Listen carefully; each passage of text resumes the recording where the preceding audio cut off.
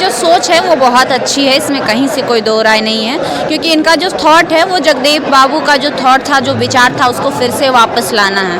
आपको याद होगा कि जगदेव प्रसाद जी ने उस समय कहा था कि 100 में 90 शोषित है, शोषितों ने ललकारा है, धन धरती और राजपाट में 90 भाग हमारा है। अगर ये 90% की आबादी एक हो गई तो हमारा क्या हाल होगा और क्या हश्र होगा।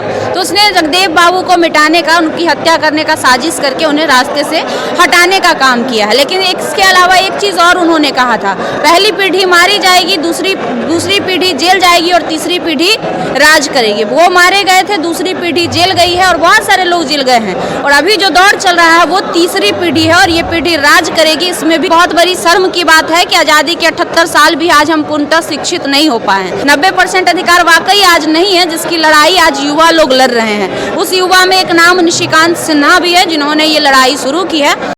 नमस्कार, मैं विनय कुशवाहा, आप देख रहे हैं ए न्यूज़ बिहार। मेरे साथ में खुशबू जी हैं, जो वरिष्ठ पत्रकार हैं। जन आशीर्वाद रैली जो हक हकूक के लिए निशिकांत सिन्हा जी द्वारा निकाला गया है, जिसमें बड़ी संख्या में लोगों की भीड़ है, आप देख सकते हैं। हमारे साथ में वरिष्ठ पत्रकार खुशबू जी हैं। आइए हम बात करते हैं कि बिहार के राजनीति पर इनका क्या असर पड़ेगा।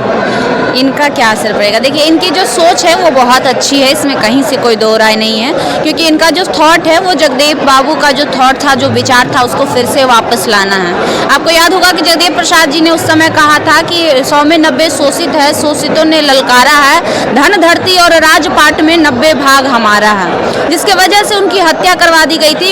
सामंतियों को, मनुवादियों को ये डर सताने लगा था कि अगर ये 90% की आबादी एक हो गई तो हमारा क्या हाल होगा और क्या हश्र होगा।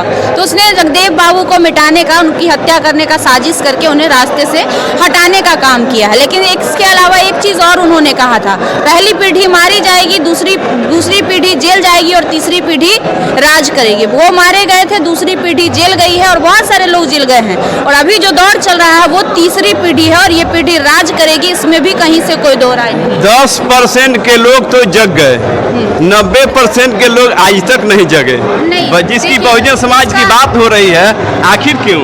इसका रीजन है सिर्फ और सिर्फ एक ही चीज है, वो है शिक्षा। जितने भी सत्ता और सरकारें आती हैं, चाहे उसमें बैकवर्ड के ही नेता पिछले 20-30 वर्षों, 30-35 वर्षों से हमारे राज्य में भी बैकवर्ड कम्युनिटी के ही नेता है, लेकिन फिर भी आज हमारा जो बिहार राज्य है, शिक्षा दर में आप देखिएगा तो कई राज्यों से नीचे है।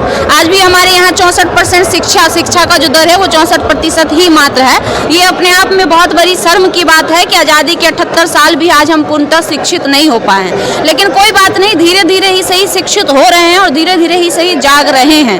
नहीं जाग रहे होते तो आज पिछले 35 वर्ष से बैकवर्ड राज नहीं कर रहा होता, बिहार पे कर रहा है। लेकिन हाँ, उसमें भी कुछ ऐसे लोग हैं जो मनुवादी और सामंतियों से घिरे हैं, जिसकी वजह से पूर्णतः वो आज़ादी और वो राज नहीं मिल पा रहा है जो मिलना चाहिए, जो अधिकार हमें मिलनी चाहिए। 90% अधिकार वाकई आज नहीं है, जिसकी लड़ाई आज युवा लोग लड़ रहे हैं। उस युवा में एक नाम निशिकांत सिन्हा भी है, जिन्होंने ये लड़ाई शुरू की है।